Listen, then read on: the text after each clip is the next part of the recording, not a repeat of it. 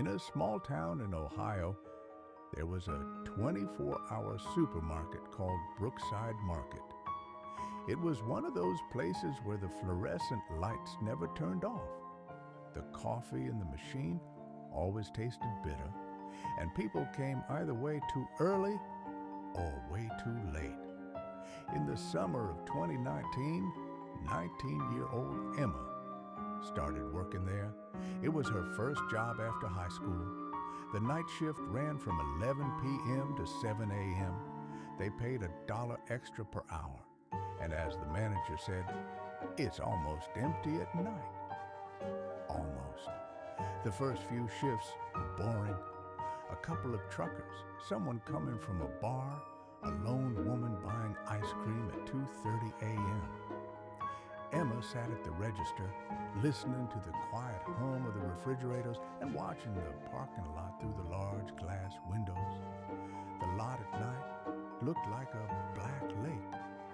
Lone street lights only lit parts of the asphalt. On the third night, she noticed an old dark blue van. It was parked at the far edge of the lot, almost out of the light. She didn't think much of it. The van appeared again the next night, and the night after that. It was always far away, never coming closer, never turning on its headlights. Sometimes the engine ran. She could see a slight vibration of light on the glass. The driver was never visible. Emma mentioned it to her coworker, Mark, a man in his 40s who worked in the goods department. Probably someone waiting for the bar to close, he shrugged, or just sleeping in the car. In their town, that wasn't unusual. After a week, the van was still showing up every night around 2:15, always at the same time. One night, Emma decided to check the security cameras. The monitors were in a small room behind a service door. The footage was grainy and black and white. She fast-forwarded through the previous night's recordings. 2:13, 2:14, 2:15. The van enters the parking lot, always the same route.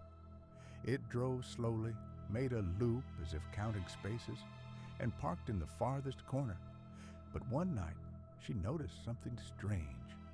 The van drove up and didn't stop immediately. It slowly drove along the front of the store, very slowly, right past the glass windows, right past her register. A couple of days later, a man came in. It was 2:17 a.m. The door opened quietly. The bell chimed. The man wore a baseball cap pulled low over his eyes, a gray hoodie and jeans. No distinguishing features. He didn't take a cart. He didn't look at the shelves. He just walked slowly down the main aisle. Emma felt her heart beat faster. She smiled as she had been taught. "Good evening." He didn't answer. He stood by the refrigerators for a while, taking nothing. Then he went to the magazine stand, lingered too long, and turned to leave, without buying anything.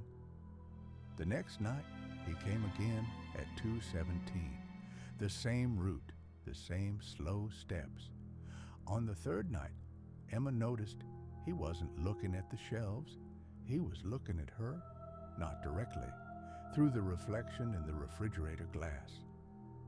Emma began locking one of the doors after midnight, a rule that was allowed if customer traffic was low. She asked Mark not to leave the storage room for long. She parked her car closer to the entrance. The van still showed up every night. One night, Mark was sick. Emma was alone. At 2:15, the van was already in the parking lot. At 2:17, the door opened. The man came in. This time, he walked to her register and placed a bottle of water on the conveyor belt. His hands were dirty, black under the nails. "Night shift's rough, huh?" he said calmly. "Sometimes," Emma replied, trying to sound confident. He smiled. "You always alone?" It was the first time he spoke. Emma pressed the silent alarm button under the counter.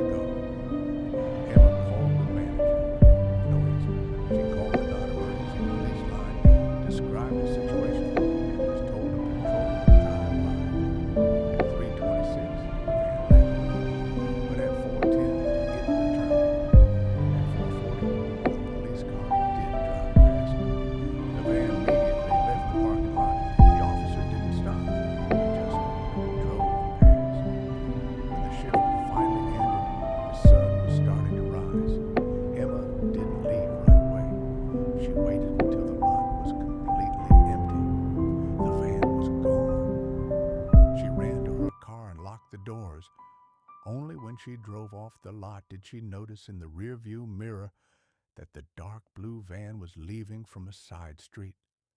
It hadn't been on the lot. It had been waiting behind the building. A week later, Emma quit. Later, the police actually caught the man living in the van. His phone contained